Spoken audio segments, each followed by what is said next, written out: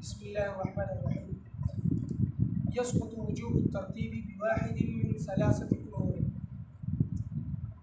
دينا مخکې د وقتی مز او د قضا مز د ترتیب حکم ذکر شو چې اول به سړی قضا مز راګرځي بیا به وقتی مز کوي.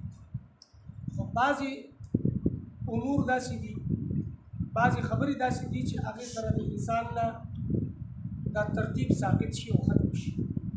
هغه درې امور دي چې په دې دریو کې یو امر وجود ته راغی نو د انسان نه ترتیب هغه ثابت شو او ختم شو.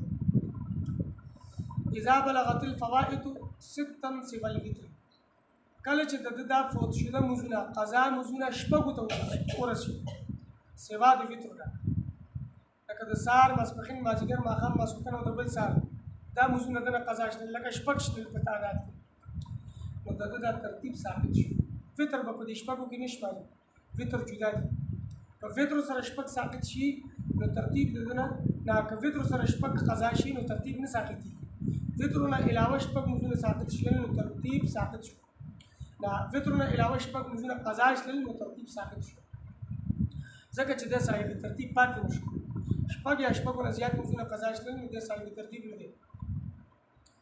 دویم شرط، دویم امر، اذا خاف فوائد الوقتیه لزویق الوقت، کله چې د یریږي د وقتی مز په فوت کېدو باندې لوجه د تنګوالي د وخت نه، لکه اوس مثال په تور باندې د ماسپښین مز دی کوي او د سهار مز دنه قضا شوی، ترتیب خدا دی چې دی به اول د سهار مز کوي او پسې د ماسپښین.